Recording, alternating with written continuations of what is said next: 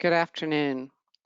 Welcome to today's SCA webinar with Dr. Bill Krebs on the evolution of the Mergui Terrace, offshore Myanmar, integration of biostratigraphic log and seismic data.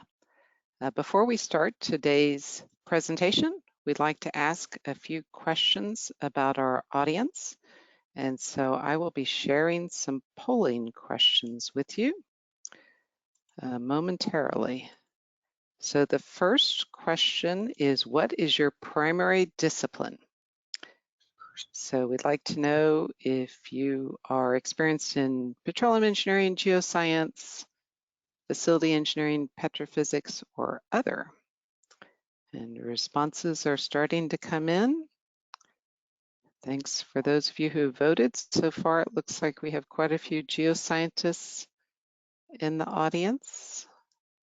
Still waiting for a few responses.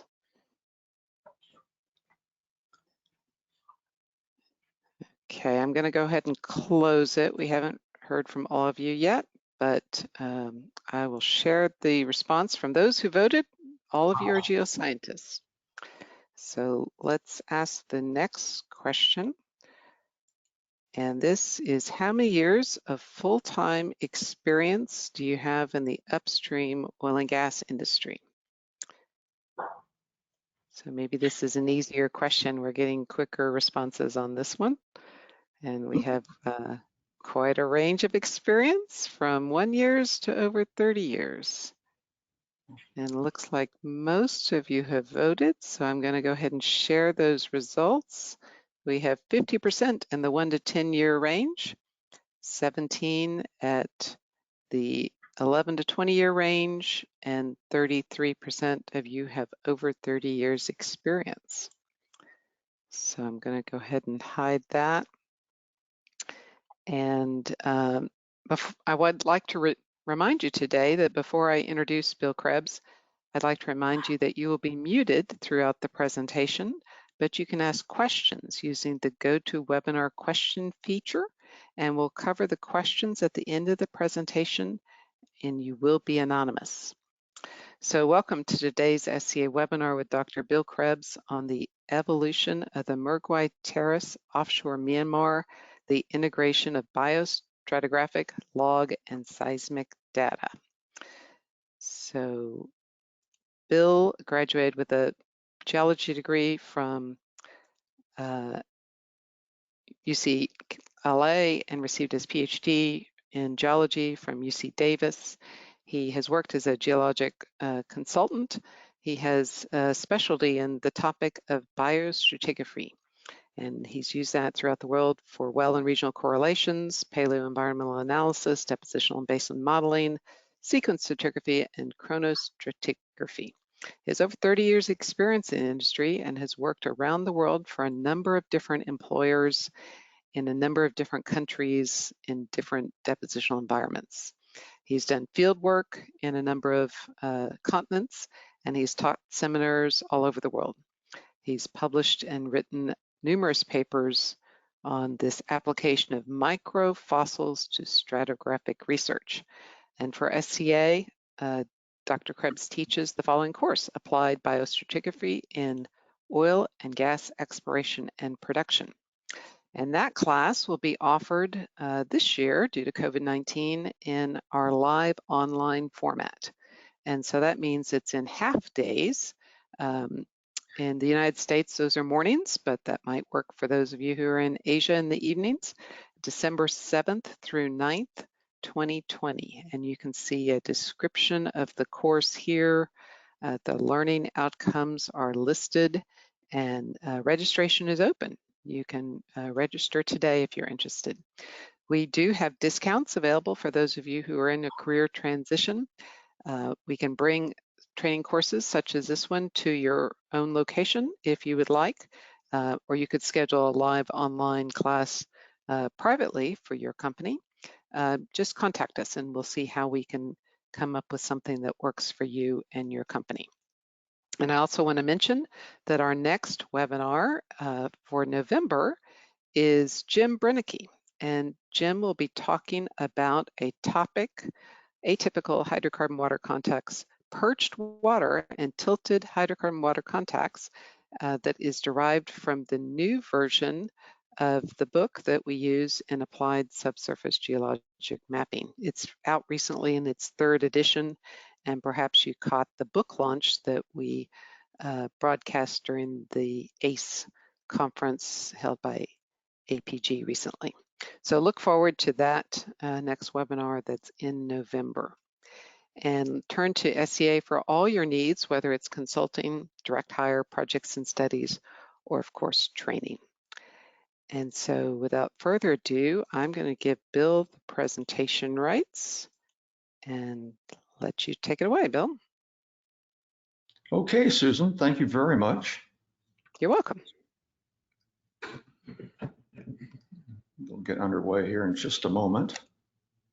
As soon as I get the right cursor, there we go. Okay, well, welcome to the webinar, everyone. I hope you find it interesting, possibly even useful in your work. You know, to understand the hydrocarbon potential of a basin, you've got to understand the geological history of that basin. And in the presentation today, I'm going to show you how biostratigraphic log and seismic data from the north central Mergui Terrace has been integrated to understand the geological history of the area as well as its hydrocarbon potential. Now, in order to understand the geological history of the basin, of course, you need to study the sedimentary fill of that basin. And typically these days, a very useful approach is to do sequence stratigraphy. And there are several data sets to use in order to accomplish that task.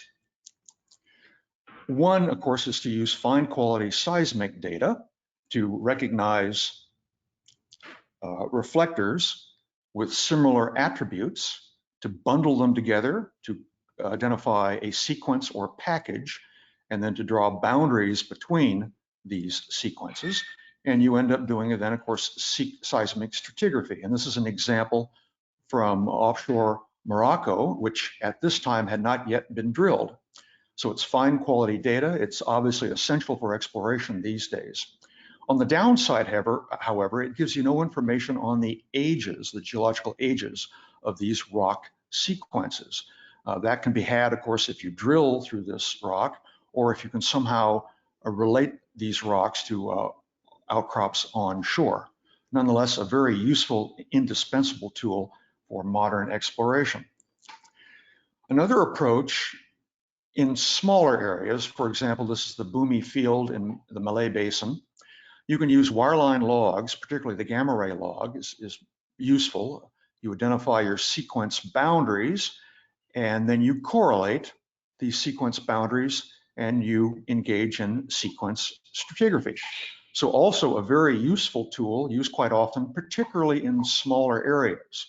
If you do this, of course, on a basin-wide scale, then you are at risk of miscorrelating these gamma ray log events because they're not unique to geological time. They reoccur, so there's a risk of miscorrelation. Nonetheless, a very useful tool. But what I want to highlight to you is that you can also take good quality biostrat data and you can do sequence stratigraphy. And so here's a case in point, a method called graphic correlation. And in graphic correlation, it is a display of how a section of rock from shallow to deep, graphed against geological time, in this case, in absolute geological time, from old to young, how that section of rock relates to geological time. And what you do in this technique is you take fossil tops, or first downhole occurrence in wells, a fossil top, fossil base, that have been calibrated to geological time, to absolute geological time, which can be obtained from the literature, and you make a cross plot. So for example, here's this top right here, the first occurrence down section, and it's found at this well depth approximately. And we know that in the literature, we find that it can get no younger than this point in geological time. And here is a last downhole occurrence, which occurs at this well depth, and it occurs here in geological time. So we then having this array of points, we then draw our best line of correlation that relates this rock section to geological time. And I want to emphasize it's not a least squares regression. You really focus in on the key markers, what's sometimes referred to as the guide or the index fossils are particularly useful because they have short ranges, they're easy to identify, and their ages in absolute time in many cases is pretty well known. So you highlight those points and you draw your best fit line of correlation. And invariably in a thick rock section, you find that there are these terraces that then delineate these obtuse lines. And these obtuse lines then represent a period of geological time, in this case from that point, at least to that point, during which there was continuous deposition in the rock record within the limits of resolution of this technique. And then this terrace represents a period of time from there to there that is not represented in the rock record. Using this technique, we can also identify reworking events and also cave bases. So the question is, well, what are these events? What are these terrace events? Well, one possibility is it's a fault, and this represents the amount of time that is comprised in the section that has been faulted out. But usually faults are kind of localized, and normally you don't find the same fault in lots of wells, although there are exceptions to that, but normally that's the case. If it's a hiatus of some sort, then one possibility is, of course, it is an unconformity, where this would comprise the amount of time in the unconformity. It might also be a condensed section, in which case this line should actually be a line with a very, very gentle slope. However, because of sample spacing, it graphs out as a horizontal line. But if you have numerous samples through here, in fact, and I have seen this happen, where you get a line with a very gentle slope. So typically this could be an unconformity, might be a sediment bypass surface, or a condensed section. So I'm calling this interval right here that began deposition at this point in time and ended approximately, I'm calling it a chronosequence, meaning it's a sequence of rock that's been defined by geological time, ergo chronosequence. Now, an advantage of the technique, aside from dividing a rock section into sequences, is that you can make estimates. So for example, we know that this hiatus, whatever its cause, comprises about 10.5 million years, approximately. And we can make an estimate of the sedimentation rate in this interval if we take into account compaction. And in this case, it's estimated that the accumulation rate was about 30 meters in a million years. And obviously, the steeper the line here, then the more rapid the rate of sediment accumulation. This assumes that the well bore is at right angles to bedding. And if not, you can do some simple trigonometry to compensate for that. So this is an interesting technique, and I've used it quite a bit and used it with success. So let me show you an example before we get into the study area. Here's a well from the Gulf of Mexico, penetrated the entire tertiary section, and it TD'd in the Cretaceous. So this is the entire tertiary section. Here I have put the gamma ray log. And once again, you see this stair-step pattern through the tertiary. And then you can look at the gamma ray log and make a determination whether some event is likely a condensed section or what is likely an unconformity. And then over here, based on these results, is what you might call a time rock or Wheeler diagram, where these brown rectangles then represent the amount of geological time that is comprised in chronosequences, whereas this mauve color represents the amount of time that can be attributed to these hiatal events, whatever their cause. So it is rather stunning to see how little geological time is actually comprised in these chronosequences, that is to say, the rock that you see looking at seismic data going on. Here we are offshore Suriname, going from the early Cretaceous, the middle Aptian, all the way into the Pleistocene. And once again, the stair-step pattern all through this section. Now over here, we have paleobathymetry, where we have deep water in dark blue and shallower water in progressively lighter and lighter blue. And what this allows us then, if we're so interested, is we can then calibrate these paleo depths to geological time simply by reading across and then down. Also here is transported sediment, and we can then calibrate these intervals to geological time, both relative and absolute. And then finally, on this horizontal axis, this is this time rock Wheeler diagram, once again illustrating that very little geological time is actually preserved in the rock section, and most of it is comprised in these hiatuses, these areas right here, for example.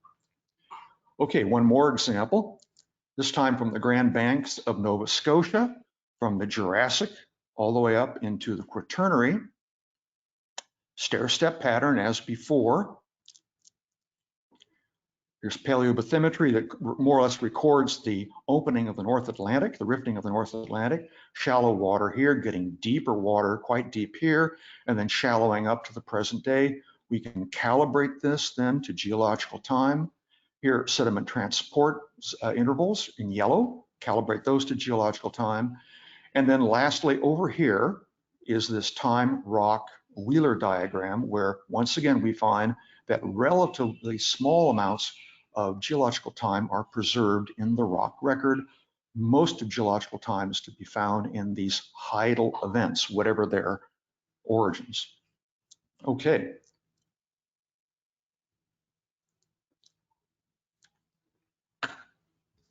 Now, how do we interpret these lines of correlation? Well, here's a little cartoon that helps with that understanding. So here we have our line of correlation, our little idealized line of correlation. We have clearly a condensed section here, an unconformity here, a condensed section here, and our three chrono sequences in between. Let's put our systems tracks here. So let's just say this is a low stand here, increasing water depth and transgression. It culminates in a condensed section here. There's the condensed section. Then we coarsen upward during a high stand that culminates in an unconformity, a type 1 sequence boundary. And it's coarse here, and then it begins to fine up, and then this transgression culminates in yet another condensed section. So all things being equal, what we might find, not always, but we sometimes find, is that looking at the gamma ray, we have coarse sediments here, they're fining upwards. We have a hot shale here during the condensed section, and then it coarsens up. We have a movement of coarseness associated with the unconformity, a coarse interval, and then it fines up, and then maximum radioactivity up here in the condensed section. If we look now at the abundance and diversity of microfossils, all things being equal, we'd expect to find a relatively low abundance and diversity in the low stand here. As it becomes increasingly marine, we get more, greater abundance and diversity of microfossils, maximum in this interval in the condensed section, and then a decline in both abundance and diversity of microfossils. And then at the unconformity, a shift to the left, things decline, low diversity and abundance, and then another increase in diversity. Now, just the converse of this is what we can expect to find in terms of reworked microfossils.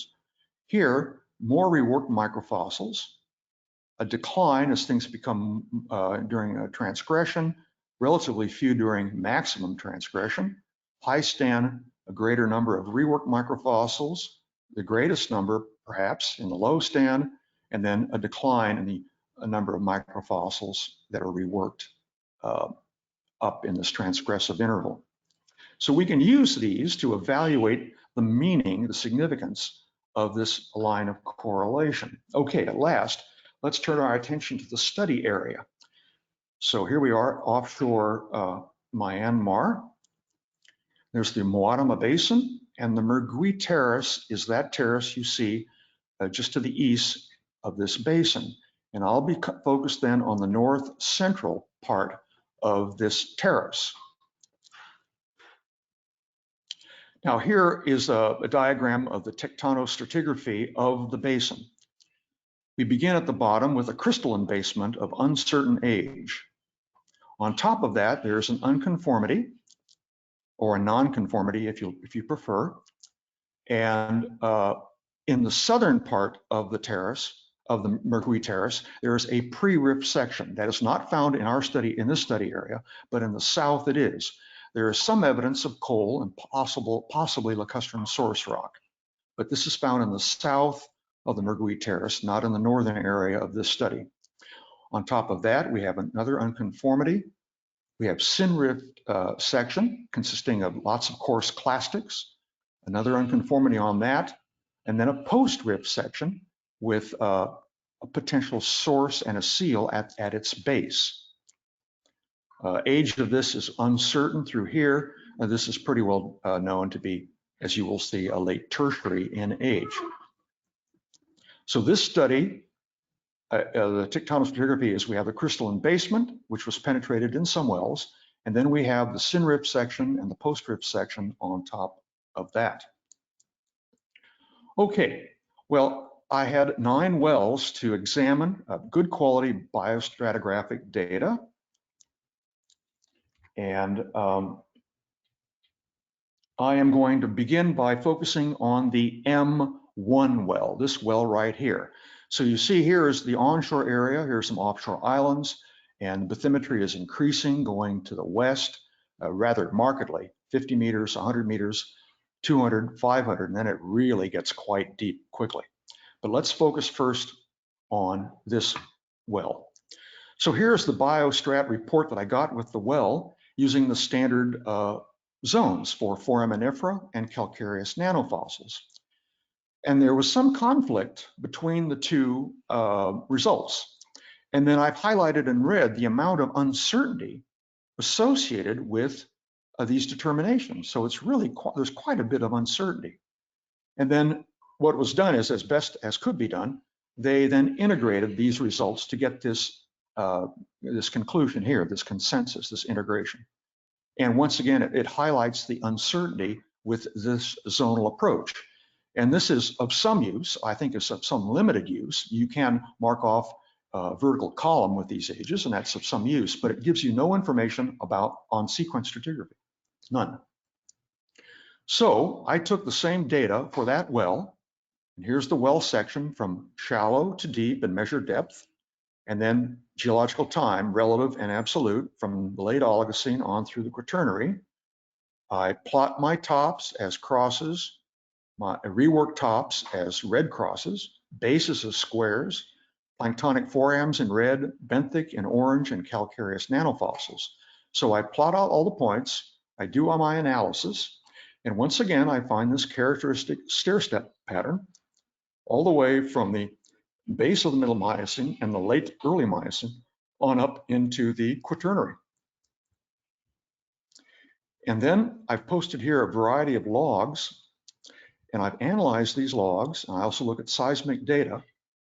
You see here this event right here, it has actually 2 terraces or 2 heights that are coalesced, H01, H01.5, and it's associated with this hot shale here, and that's very likely a condensed section. It's also associated with this increase in paleobathymetry from very shallow water to very rapid deepening to bathyal water depths right at this point. And then as you can see, the trend of shallowing goes up to the present day. And then I do my analysis in this well and other wells, and I've determined likely that this event down here separates the syn-rift section from the post-rift section. This is a condensed section on top with that hot shale, which I might add is a potential source and seal. And then we have numerous condensed sections going up, some unconformities in condensed sections. Okay.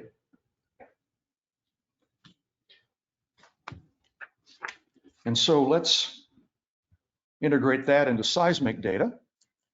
And this is what we see. So here's the seismic data. Here's the well bore. Here are these terraces that are coalesced, H01, H01.5. There's that hot shale.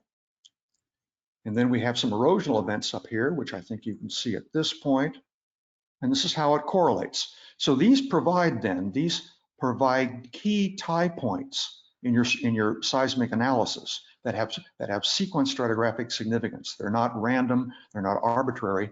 You know that they are key points, and you can use them to correlate your seismic as well as your well log data. All right, well, continuing on, let's then go up dip from M1 to Y3. So we're going up dip here. Now here's the result. It's an entirely post-rift section from the base of the middle Miocene on into the Pliocene. Once again, the stair-step pattern that you see there.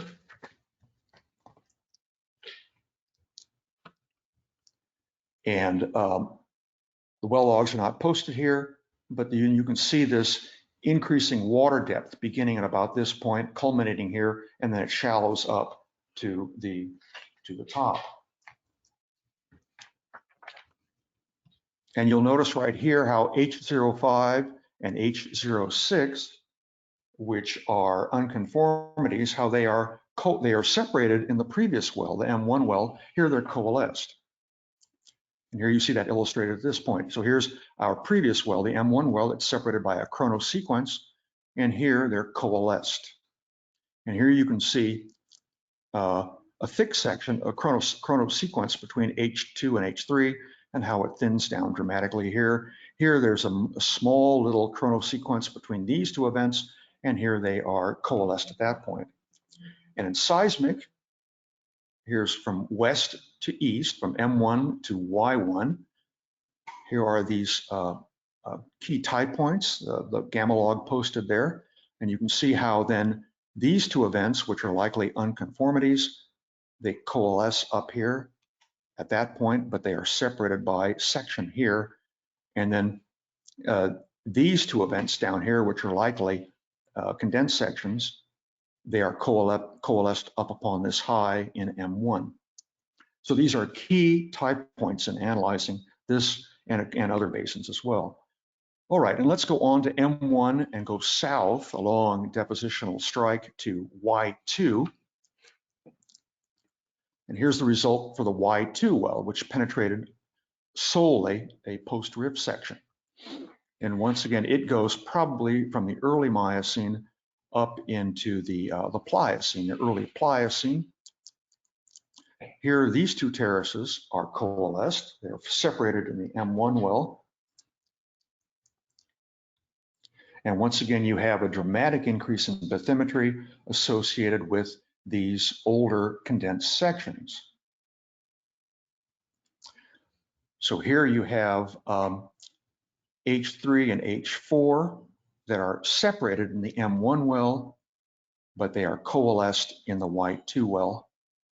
And then of course, these are higher up in section. They're not found in this well. And here is the seismic correlation. So here you see these, the hiatuses H03, H4 that are separated in the M1 well, and then going up dip here, they become coalesced by the time you get to the Y2 well.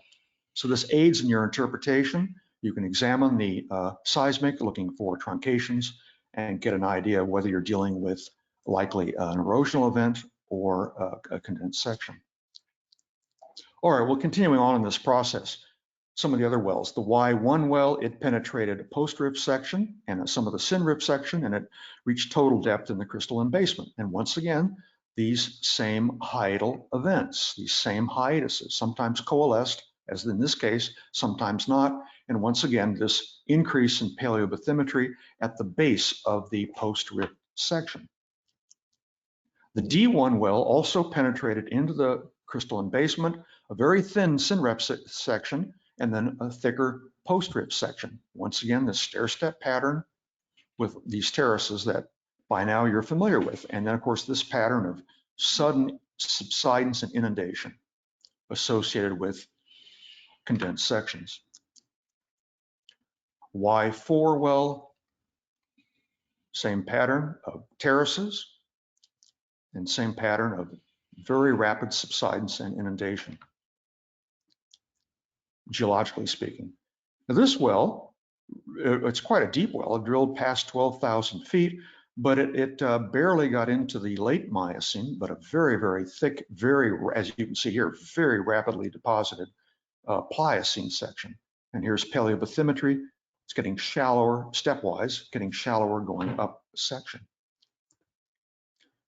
Here's the A3 well, same story, very, very deep well, but this well apparently likely TD'd within the Pliocene. So an extraordinarily thick, very, very young section, very rapid rate of deposition.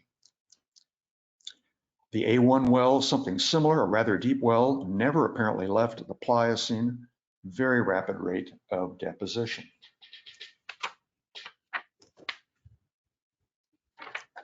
Right. All right, on to the next. Oh, yes, let me go back one, I'm sorry. You'll note in this well, I've got these little red crosses here. Well, those are reworked tops in this younger section. So these are reworked microfossils in this young section. And you'll notice how as we're going up section, the trend is for these reworked tops to get older and older. So it's in a sense, it's reverse stratigraphy. You're going up section, but things rather than getting younger are getting older. Okay, so what we have here, I think, is that initially young sediments are being reworked and young microfossils are being redeposited. And then as this section is being eroded and you get into older and older rocks, then these old microfossils are deposited upon the younger microfossils, and you get old microfossils on top of young microfossils. So in a sense, it's reverse stratigraphy or unroofing. So this is interesting, and it could give you some information on the provenance of these sediments that you find in this section. I've seen this elsewhere in the world. I remember seeing it wonderfully developed in offshore Mauritania.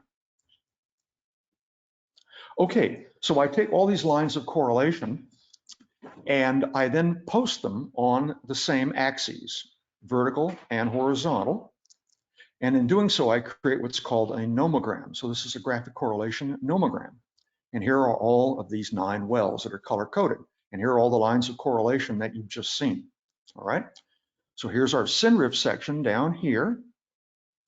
Here's the unconformity that separates the synrift section from the post-rift section. And then the post-rift section all the way up to the present day. And you can see a pattern that's, I think, very obvious. First of all, of course, we have the unconformity at this point that spans approximately this much time. And then we have here in this interval, in the middle Miocene and in the early part of the late Miocene, very slow rate of deposition. And then beginning here, about 10 million years ago, thereabouts, very rapid rate of depositions all the way up to the present day. All right. So we're getting a handle on what has gone on in this late tertiary basin. And then this ultimately leads to this chart displaying the geological history of the north central Mergui Terrace, where on the vertical axis, I've posted relative and absolute geological time. In red, I have unconformities. In green, I have condensed sections. And I have posted each in these like horizontal triangles. And in doing so, I'm trying to indicate that from graphic correlation, as far as I know, this is the maximum duration, wherever I have found it, of this particular hiatus, which happens to be, I think, a condensed section. So that's its maximum duration as far as I can tell. And then I'm aware of the fact that it may not occur everywhere. And so it will lessen in duration elsewhere until finally it's quite possible that it won't even exist. And in going in this direction, if the condensed sections coalesce, then the chronosection between them, which is right here, will ultimately disappear, and it combines a coalesced condensed section. Whereas going in this direction, the condensed section disappears and the chronosequences then are coalesced. So that's how to interpret this. Here, based on a collaborator's work, a fellow with whom I collaborated, these are the seismic sequences, which is a fairly good correspondence. And then here is a diagram of how this basin evolved from the late Oligocene to the present day. So you have the unconformity or the non-conformity that separates the basement rock, the crystalline basement rock, from the sedimentary rock, the synrift section, which is non-marine to shallow marine. It's apparently a half-graben fill, and it's a potential clastic reservoir. On top of that, an unconformity, which you see right here. That's that event. And then you have the post-rift section there on top from the beginning of the Middle Miocene onto the present day. Initially, very slow deposition. It's reflected in all of these condensed sections here. And then rapid deposition from about this point up to the present day. So rapid subsidence at the beginning of the Middle Miocene and during the Middle Miocene to bathyal water depths. There's a widespread hot condensed section that's right in this vicinity. There's a high TOC content. It's a potential seal. And then on top of that, infilling and gradual shallowing. And then up here, you begin to get some truncation, some evidence of erosion. All right, so let's go on to my conclusions for this study. The synrift section consists of lower Miocene, non-marine, and shallow marine coarse clastics. So it is a potential reservoir. Unfortunately, it is just stratigraphically beneath the potential source. However, keep in mind that there are places to the south where that pre-rift section exists, and it may be a potential source rock, or may have potential source rock. Regional subsidence, point 2 here, regional subsidence to bathyal water depths occurred at the beginning of the post-rift section, which was the early Middle Miocene. And this formed a widespread condensed section, or hot shale. And that comprised most of the Middle Miocene. And that is a potential source rock and seal. I'd point out, I've seen this now elsewhere in the world. For example, the Sirte Basin of Libya, also the South China Sea, where you get rapid subsidence. And in the distal portion of these basins, you get a condensed section that lasts for a long, long time, millions of years. And then finally, eventually, sediments prograde out into these distal areas, and then you get rapid sedimentation. That seems to be a not uncommon pattern. Going on, there was rapid sedimentation, deposition during the upper Miocene and the Quaternary in the post-rift section. There are several widespread condensed sections or downlap surfaces in the upper Miocene as well. There are at least 3 widespread unconformities within the Pleistocene section. There's some evidence of reworked microfossils in some wells, and this indicates unroofing of older rocks. It might be useful if you're interested in the provenance of these reworked sediments. So graphic correlation really highlights the utility of the technique. It provides calibration of well and seismic data. It also fits hand in glove with sequence stratigraphy. So it's a really useful technique if you're interested in doing sequence stratigraphy and also seismic stratigraphy. Remember how I pointed out how it provides key tie points to help you interpret your seismic data. And I want to emphasize how it is wonderful to integrate these various data sets, because you end up building upon the strengths of all the data sets. All the data sets have their weaknesses, their foibles, but you can compensate that by integrating, if possible, these different data sets to really form a very robust model. And it's really quite gratifying. So with that, I will say, as they say in Bahasa Malay, terima kasih, thank you. Thank you, Bill. We're happy to take questions from the audience for the next few minutes. You can use the Go to Webinar question feature to enter your questions into the tool, and you will be anonymous, so please ask your questions.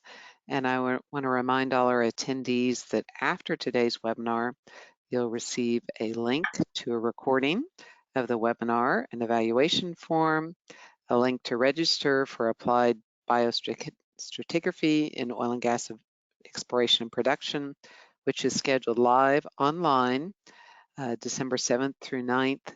That's morning times in the US, evening times, Asia, afternoons in Europe and Africa. So first question, you explained a little bit about the terraces and the depositional hiatus. And I think you talked through the topics. I think we're on slide 5 about whether it could be a fault or an unconformity or a condensed section. Could you talk a little bit more about the depositional environments that would create these condensed sections? Yes, so it's this slide, isn't that right, Susan? Yes, thank you. Okay, yes. There's apparently interest in condensed sections. And remember, in this diagram, ideally, if it's a condensed section, this will not be a horizontal line. It will be a line with a very gentle slope. And I do sometimes find that when samples are closely spaced through here. Well, for a condensed section, the classic interpretation is that it's a flooding event. Unfortunately, I think too often the condensed sections are ascribed to flooding. But condensed sections conform up on highs, topographic highs, for example, seamounts, or just submarine hills. You can also have a bypass where sediments are bypassed around an area, and you simply have slow deposition at one spot. And as a consequence, you have a condensed section. It comprises a lot of geological time, but the rate of sedimentation is very slow. So you can get a flooding of an area can produce a condensed section. You can get a condensed section forming, say, on a submarine high. You can get sediment bypass. So there are several ways of getting a condensed section. Sometimes they're widespread in a basin, and other times they are not. Thank you. Next question, and this relates to slide 7. And Okay. I think this is where you were showing the difference in the Wheeler diagram between the mauve and the brown. And you know, it's really quite striking how much of it is the mauve, the hiatus. And so what explains that? Why is so much of the record missing? Well, because of condensed sections, and which comprise a lot of geological time, and also erosional events. Susan, to answer this question, may I go to another presentation? Of Just course. briefly show you a diagram. Yeah, I think it's really quite striking to see how much of that is not Yes. there. The Yes. mystery Well. is gone. Yes. Well. Let me show you this. Fortunately, I have this on hand. Oh, good. Well, you notice that I showed you several diagrams like that from different parts of the world. So it's a very widespread pattern. Let me just show you this history, a model in this history. This is a professor of geology who these days is not very well known, but he was really quite a brilliant man. Regrettably, he died during the Spanish flu in 1919, but he was a professor of geology at Yale. And here is a model that he published in 1917. So he has here a geological time going from left to right, and he has here a sea level curve. This is at base level, and he has here the sea level, the base level rising. That's curve AA. Then he has on top of that a higher frequency curve called B prime, or BB, which is this one right here. And then superimposed upon that, he has another curve with even higher oscillations. That's C, with all these little numerous oscillations you see right here. And so he says, okay, let's start off at base level, near sea level. And we have here at the starting point in time, we increase sea level and we create therefore accommodation space, all right? And that accommodation space gets filled in with sediment. And then we have a slight diminution, a slight fall in sea level, and we produce a little erosional event here, which he calls a diastem, right? And then he has another rise in sea level. It creates accommodation space. It fills in with sediment, and then another little fall in sea level, and it produces a slight little erosional event. And he continues with that model, rise of sea level, fall, and rise, and he gets up to here, and then there's a big fall. And as a consequence, there's a big erosional event here that he marks with the letter D, meaning disconformity. And then he continues this pattern all the way up and down again, all the way up and down again, all the way up and down again. So he created this then synthetic columnar section based on this model of sea level fluctuations. So it's really quite neat.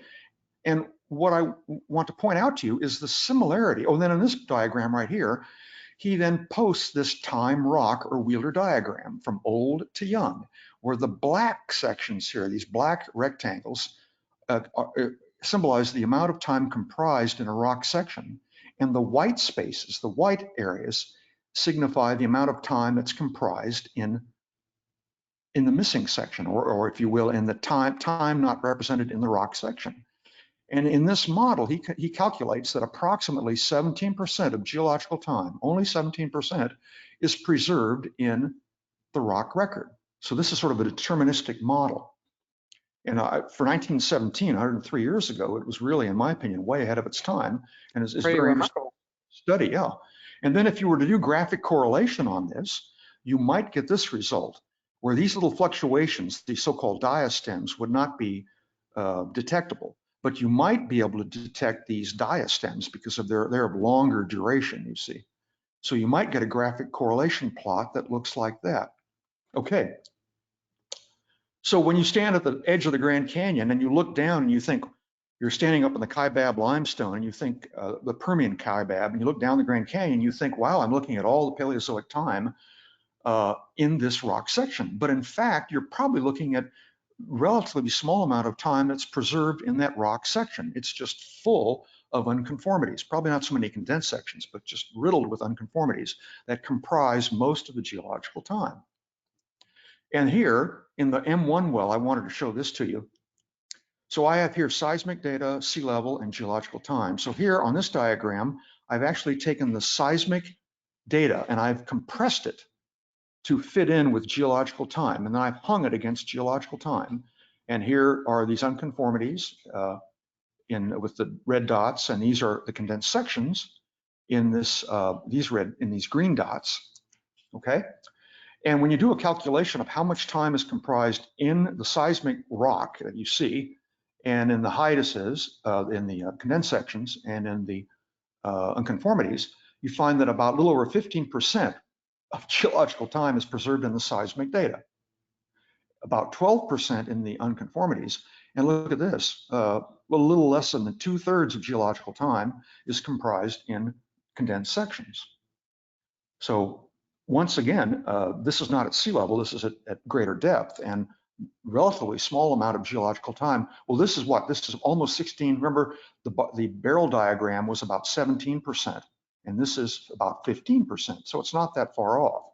And then my last point would be, here as a sea level curve, transgressions in this direction, regressions in that direction, and I don't see a clear pattern of relationship of sea level fluctuations and these events that you see here. So just use sea level curves with caution is my only point. Absolutely. Yes. The next question, this relates back to your previous presentation on slide 10, and you were referring to the condensed section and showing that in the resistivity curve, you have a hot shale that seems to be the signature with the condensed section, and there's an abundance of diversity, but why is there a lower reworked fossil record in that? This is slide area? 10? Slide Yes. 10, yes. Yes, there it is. So, I'm sorry, Linda, I was trying to get this picture up. Can you tell me, repeat the question? Yeah, Please? so we're talking about the condensed section and how it generally results in a hot shale on the gamma ray. And I understand the abundance of diversity, but why is there a lower amount of reworked material in that particular condensed section? Well, the sedimentation rate is very, very low. And so the sediments that are being deposited are not at this particular locality. They're more, this may be a distal location. The sediments being deposited rapidly and having reworked microfossils are going to be more in a proximal setting. And relatively few reworked microfossils will be found in this distal, far from shore setting, because the sedimentation rates are very, very slow. Very few reworked microfossils are going to be making it way out to this condensed section. They're going to be found in proximal localities. But then as those sediments begin to prograde out upon the condensed section, then you're going to get an increase in reworking. And particularly when you get the low stand and all these low stand more proximal deposits of sediments being deposited, then you get you can get potentially a lot of reworked microfossils. I hope that answered the question. Talk a little bit more about the signature of the hot shale with respect to the condensed section. Well, condensed sections are sometimes, not always, but they are sometimes associated with higher radioactivity. And so therefore, on a gamma ray log, it'll become a hot or a more radioactive shale. And you will see that increase in radioactivity associated with a condensed section. And that then can be used to interpret this line of correlation. More often than not, you will get simply a horizontal terrace here, not a line with a gentle slope. And you were wondering, well, is it likely a condensed section or an unconformity? And if it's associated with a hot radioactive shale, and if you find these other characteristics here and here, then you're very likely dealing with a condensed section. So this helps you. Why is that? Why is that the signature? I mean, why are the shales more radioactive? Yes.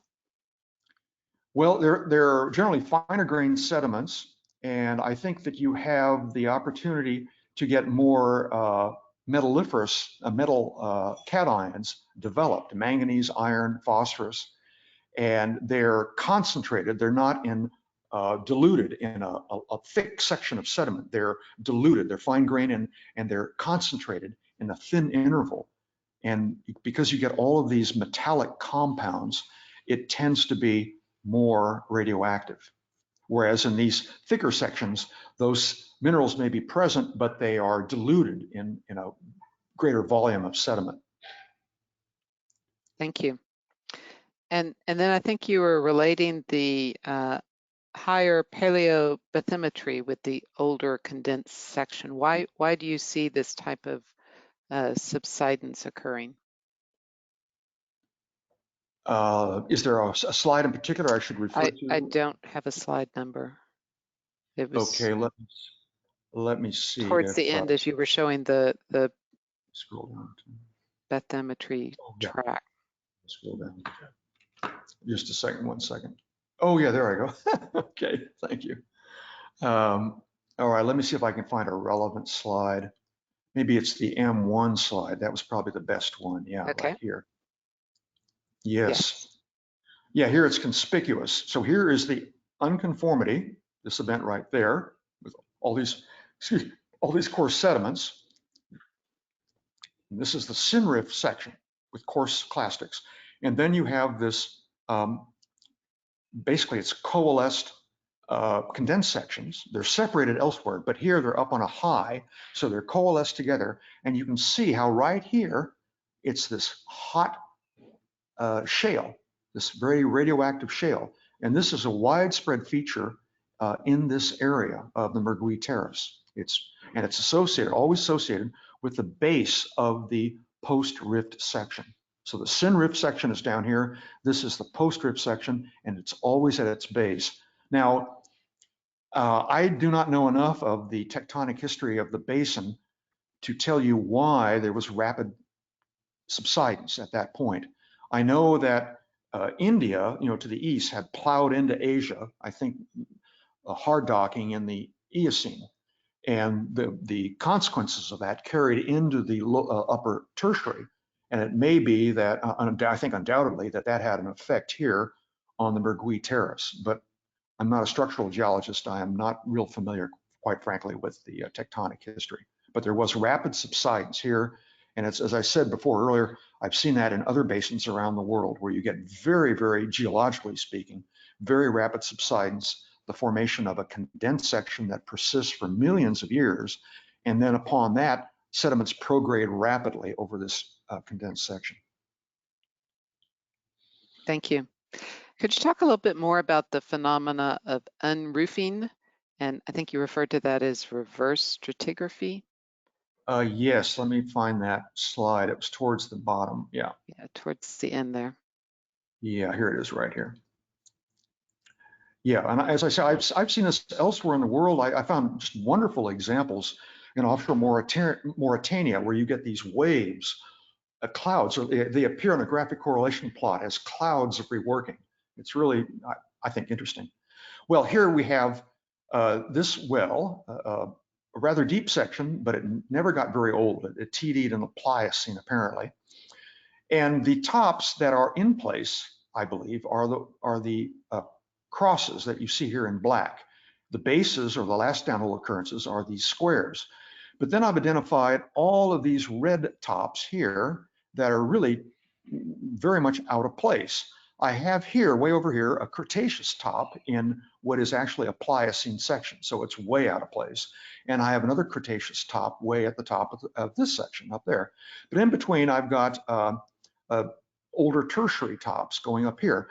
So we are going up section in this direction in the well, and therefore, by the law of superposition, we're getting in younger and younger rock. And yet, oddly enough, with these reworked microfossils, as we go up section, there's a trend for these reworked microfossils to get older and older as we go up section. So normally as we go up section, we get younger and younger microfossils, but here we're getting older and older reworked tops. And so I think the correct interpretation is that initially, when you're having sediments eroded, you get the young sediments eroded first. And so you get these young microfossils eroded and redeposited, as in this case right here. And then the section, the provenance, the locality where these sediments are being eroded, the erosion continues into deeper and deeper and older in rock, and you expose these older rocks, and then you redeposit these older microfossils. They get redeposited on younger microfossils. And as you continue this process, you get more and more older microfossils going in this direction. You see, these are older microfossils. Their tops are in the early Miocene. Here we are in the Oligocene. Here we are in the Oligocene for that one. And so the source of these reworked microfossils is being unroofed. That is to say, it's the younger rocks are being worn away, they're being torn away, and those younger microfossils are being redeposited at first, and then followed by that, the older microfossils. And the usefulness of this, of course, it can give you information on the source of the sediments that are deposited in this section. And I've seen this elsewhere in the world, and as I say, Mauritania was a wonderful example of that. Thank you. It looks like that's all the time we have for questions today, so I want to thank our audience for attending today's webinar.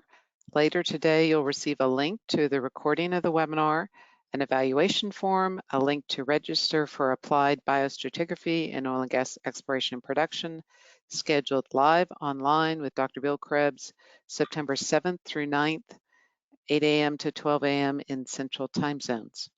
Thanks for joining us today. Goodbye. Bye.